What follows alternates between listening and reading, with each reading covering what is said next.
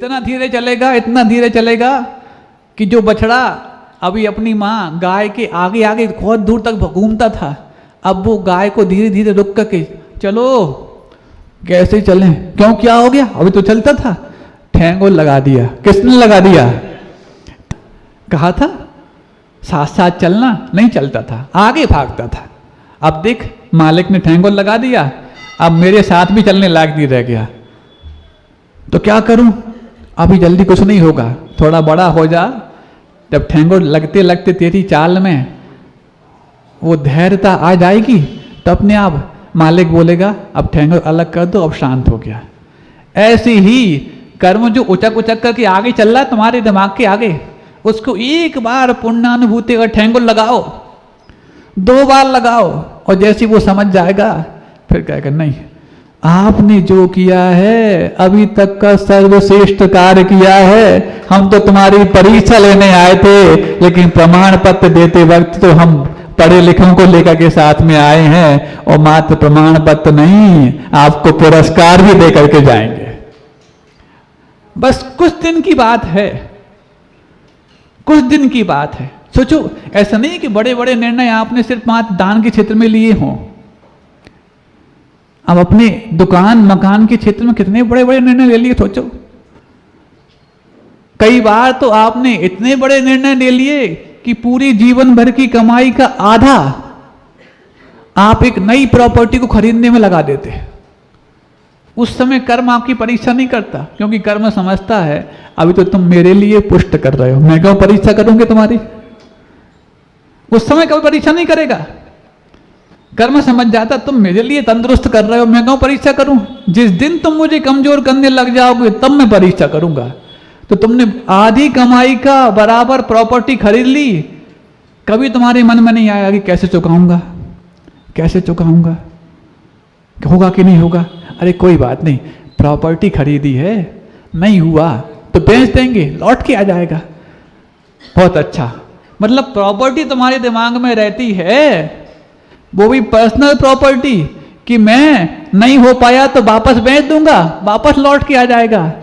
जब वो personal property तुम्हारे दिमाग में रहती है तो जीवन की आधी कमाई का भी तुम जोखिम ले लेते हो। और जो पब्लिक प्रॉपर्टी आचार्य विद्यासागर जी महाराज और आपके सामने आए हुए महाराज के रूप में है, और तुम अपने मन से ये भी नहीं कह पा रहे हो कि मैंने पर्सनल प्रॉपर्टी के बलबूते पर जब आधी कमाई का जोखिम ले लिया, तो पब्लिक प्रॉपर्टी जब सामने है तो मैं तो कई भावों की कमाई का भी जोखिम ले सकता हूं और इस कर्म को परास्त कर सकता हूं। सुन रहे हो, साधु पर्सनल प्रॉपर्टी है कि पब्लिक प्रॉपर्टी है? हाँ, साधु तो वैसे पब्लिक प्रॉपर्टी ही है, लेकिन जिनने साधु पर पूरा विश्वास करके और अपने आत्मविश्वास को लगाया है, साधु उसकी पर्सनल प्रॉपर्टी भी बन जाते हैं। अब बताओ, 2 प्रॉपर्टी तुम्हारे सामने हैं और तुमने अपने जीवन की आधी कमाई नहीं, साल भर की आधी कमाई अथवा साल भर की कमाई का भी साहस कर लिया हो, तो घबराने की आवश्यकता नहीं। बात समझ रहे हो? अब एक अच्छी बात आपके सामने लाना चाहते हैं, थोड़ा सा इससे उल्टी भी हो सकती है, लेकिन उल्टी नहीं कराएंगे, चिंता मत करना। हाँ, कोई यदि न्यायाधीश है और न्यायाधीश यदि किसी अपराधी की सजा सुनाने जा रहा है, उस अपराधी का अपराध इतना है कि उसको आजीवन कारावास अथवा मृत्युदंड भी संभव है। सुन रहे, समझ में आई बात? कोई जज है, मजिस्ट्रेट है, जो एक ऐसे अपराधी की सजा अथवा फैसला देने आज जा रहा है जिसने इतना बड़ा अपराध किया, या तो उसको आजीवन कारावास हो सकता है अथवा मृत्युदंड मिल सकता है। इसी बीच में वो अपराधी उस न्यायाधीश से कुछ साँठ-गांठ कर ले। हम ये नहीं कहना चाह रहे कि ऐसी हो जाती है साँठ-गांठ, लेकिन हम एक कल्पना में आपको एक बात कहना चाह रहे हैं। यदि वो न्यायाधीश से वो व्यक्ति साँठ-गांठ कर ले और अपने अपराध को जो आजीवन कारावास की सजा के रूप में था, उस सजा को घटा करके 1-2 महीने के रूप में ला ले, या बाइज्जत बरी हो जाए, तो उस व्यक्ति के प्रति तो वो न्यायाधीश बहुत हितैषी हो गया, लेकिन न्याय के रूप में वो न्यायाधीश न्यायवान माना जाएगा कि अन्यायी? बोलो तो सही, सुन रहे हो? वो मजिस्ट्रेट यदि उस अपराधी की सजा माफ कर दे या थोड़ी कम कर दे तो न्याय की दृष्टि में मजिस्ट्रेट न्यायवान है कि अन्यायी? पक्का? बहुत अच्छा। अब इसको कसौटी बना के हम एक प्रश्न आपसे पूछना चाहते हैं, धर्म न्यायवान है कि अन्यायी? बोलो तो सही। कुछ लोग पता नहीं कहाँ गुमसुम खो गए। धर्म न्यायवान है कि अन्यायी? धर्म से आप न्याय की उम्मीद करते कि अन्याय की? अब देखो आपकी हम परीक्षा करते हैं अभी। ये दोनों कसौटी आपने बनाई कि यदि वो न्यायाधीश किसी अपराधी की सजा माफ कर दे या कम कर दे तो वो अन्यायी माना जाएगा, और दूसरा आपने तय किया धर्म से आप अन्याय की उम्मीद करते कि न्याय की? न्याय की। बहुत अच्छा, हमारा काम आधा हो गया। अब सुनो हम क्या कहना चाह रहे हैं।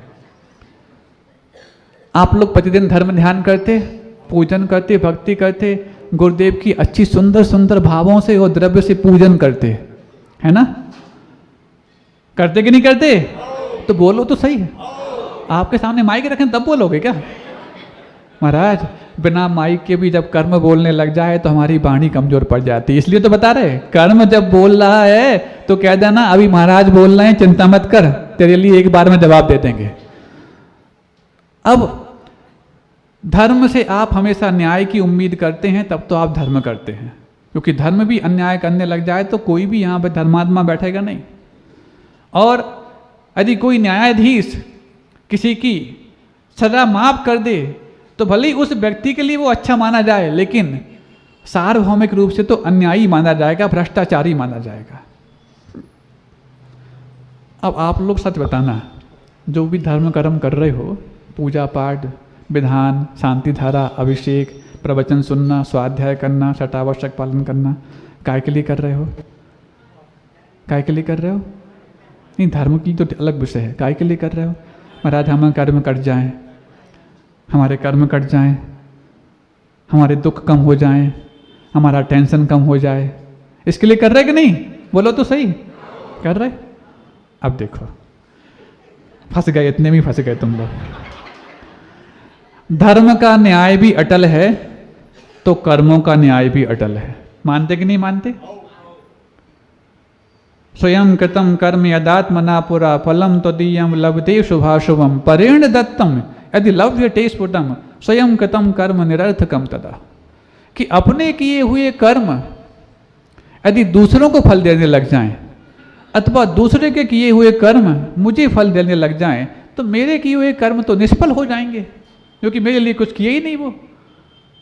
इसलिए कर्मों का न्याय अटल है कि नहीं? दुनिया में सबसे ज्यादा वफादार और ईमानदार यदि कोई है तो तुम्हारे परिवार के लोग नहीं, रिश्तेदार नहीं, महाराज भी नहीं, और तुम्हारा शरीर भी नहीं, क्योंकि महाराज खुद के प्रति वफादार हो सकते हैं, तुम्हारे प्रति हो सकते हैं यदि तुम उनकी पूरी बात मानोगे तो।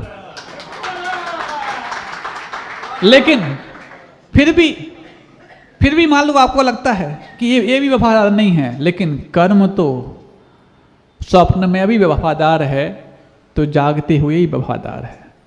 जैसा आपने जब जिस प्रकार किया है हूबहू आपको उसी रूप में फल देगा। इतनी वफादारी दुनिया में दूसरे के पास आई नहीं। अब कर्मों का न्याय अटल है और आप सब अनंत काल से कर्म करके आए हो, और कर्म जब न्याय दे रहा हो दुख तकलीफ के रूप में और तुम धर्म करने लग जाओ, सुन रहे? जब कर्म अपना न्याय देने लग जाए दुख तकलीफ के रूप में, टेंशन के रूप में कि हमने इतना बड़ा काम कर लिया कैसे होगा, ये कर्म अपना न्याय कर रहा है। अभी आपने अच्छा काम किया इसलिए नहीं, आप पहले कुछ कई बार बड़ा करने का सोचे, नहीं कर पाए, अपनी सामर्थ्य को अपन नहीं छुपा लिया, तो अपनी सामर्थ्य को अपन नहीं छुपाने से ऐसा कर्म तैयार कर लिया, जब मैंने अपनी सामर्थ्य प्रकट की तो परीक्षा लेने आना शुरू कर दिया।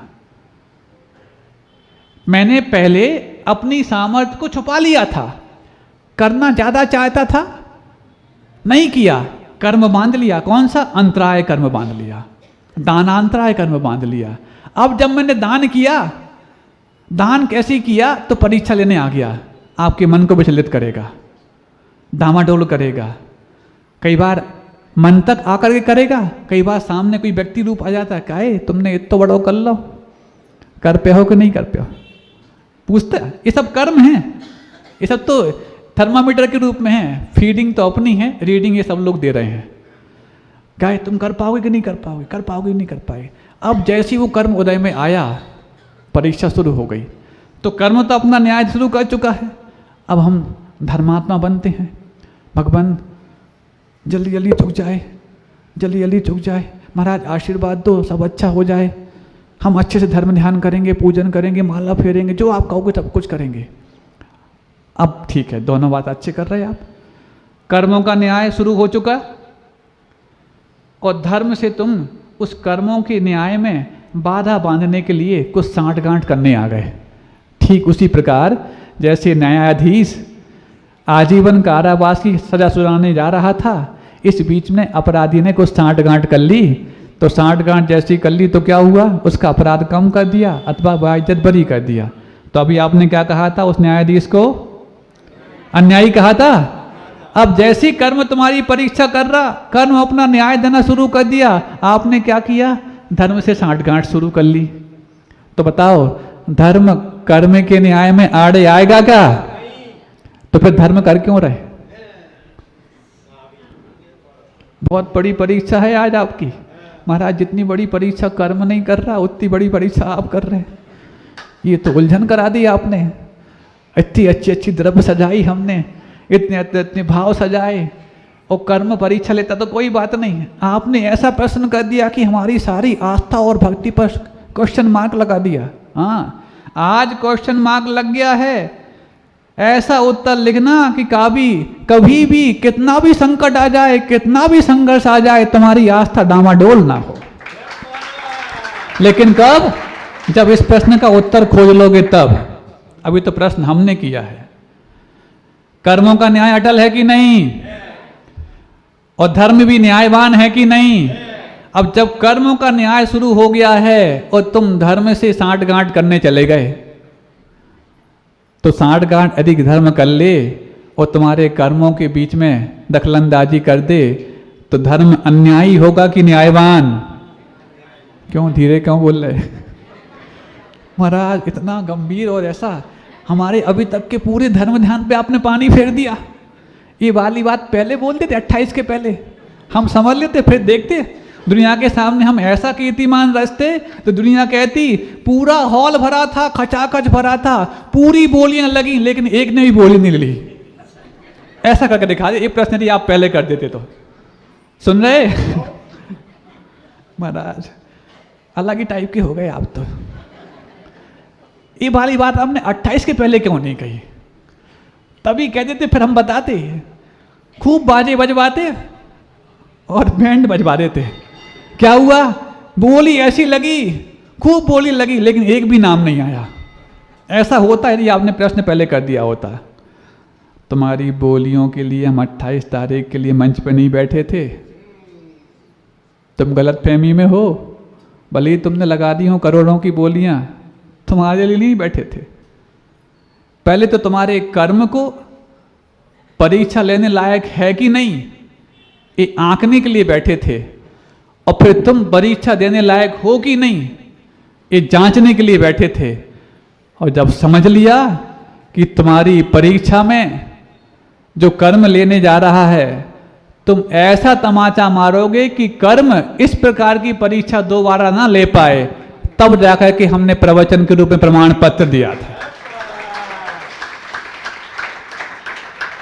तुम्हें लग रहा था तुम्हारी बोलियों में जो एक एक भजन के बाद एक एक बढ़ रहा था, एक भजन सुनाओ फिर बढ़ेंगे 10, फिर एक सुनाओ फिर बढ़ेंगे 10। तुम भजन सुन रहे थे, हम तो कुछ अलग ही चल रहे थे। उस समय तुम सबके तार भैया जी के पास थे और हमारा तार जुड़ा था पूज्य गुरुदेव के साथ। गुरुदेव से हमने पूछा, भगवान ये लोग आज बहुत उत्साह बता रहे हैं, क्या करना है? गुरुजी कहे प्रारंभ में 5 मिनट बाद बोल दो, उसके बाद में समय मिले तो बोलना, नहीं तो मत बोलना। जी हमने कहा। 5-7 मिनट बोल दिया था, बीच में सुना होगा आपने। उसके बाद फिर शांत बैठ गए। आप लोग बहुत उत्साहित थे। आपने कभी हमारा चेहरा देखा था? उस समय आपके मुस्कान को देख करके, आपकी बोलियां बढ़ते देख करके हमारे चेहरे पे मुस्कान नहीं आ रही थी। जब आप आशीर्वाद लेने आए ऊपर, तब भले ही हमने मुस्कुरा के आशीर्वाद दिया। बहुत सोच समझ के, वो बहुत प्लानिंग के तहत कर रहे थे। आपका चिंतन धन गिनने में चल रहा होगा और हमारा चिंतन गुरु के आत्मन को सुनने में चल रहा था। संपर्क जुड़ा हुआ था। भगवान क्या करूं, इनकी तारीफ करूं कि सामान से धर्म का प्रवचन देके पूरा कर दूं। गुरुदेव ने जो कहा, वो क्या कहा अभी तुम्हें नहीं बताऊंगा, लेकिन मैंने जो कहा था वो तुम्हें याद है क्या कहा था? तो बस अब जब कर्म तुम्हारी परीक्षा लेने आए, तो तुम जो धर्म ध्यान कर रहे हो, महाराज आशीर्वाद देना, प्रवचन सुन रहे हो, पूजन कर रहे हो, शांति धारा कर रहे हो, सब कुछ कर रहे हो, इससे जो तुम धर्म कर रहे हो, यदि तुम्हारे कर्मों के न्याय में बीच में आ जाएगा तो ये धर्म भी अन्यायी घोषित हो जाएगा। महाराज आप तो बिल्कुल पल्ला झाड़ लिए। हम पल्ला झाड़ने नहीं बैठे, तुम्हारे दिमाग पर जो कर्म का पल्ला है उसको झड़ाने के लिए बैठे। तो फिर महाराज ठीक है, जब हमारे पुरुषार्थ से सब कुछ होने वाला है, हमारे कर्म से सब कुछ होने वाला है, तो आज से धर्म हम बंद कर देते? बिल्कुल बंद कर दो, आशीर्वाद है। बिल्कुल धर्म बंद कर दो, यदि तुम इस बुद्धि से धर्म करते आए हो तो। महाराज आप तो ऐसी बात कहने लग गए, कल से शांति धारा में नहीं आएंगे, बिल्कुल मत आना। लेकिन ये निर्णय तब करना जब पूरा उत्तर सुन लो। फिर फंसा दिया। इस पार या उस पार कोई तो बात करो, तो तुम भी तो बात करो, इस पार या उस पार। सोच लो, जो हमने किया है बिल्कुल नहीं करेंगे अब। या फिर सोच लो, महाराज के आशीर्वाद तो क्या, पूज्य गुरुदेव के आशीर्वाद को सफल बनाने के लिए सब कुछ करेंगे हम। ये बीच की मनस्थिति मत लाना जो डामाडोल करती है। और जैसी तुमने ये मनस्थिति लाई, हमने उससे बड़ी डामाडोल वाली परिस्थिति आपके सामने रख दी। तुम क्या डामाडोल हो गए? हमने एक ऐसा प्रश्न कर दिया, तुम्हारे जीवन की आस्था डामाडोल कर दी। अब स्थिर करो। धर्म न्यायवान है कि नहीं? धर्म से न्याय की उम्मीद करते कि अन्याय की? फिर जब कर्म यदि न्याय देने लग गया हो, तो तुम धर्म के मजिस्ट्रेट के पास जाकर के उम्मीद क्यों करते हो? थोड़ी सजा कम करा दो, बाइज्जत बरी करा दो, बहुत इज्जत बनाई है हमने। मतलब तुम धर्म को, उस मजिस्ट्रेट को भी अन्यायी घोषित कर रहे हो।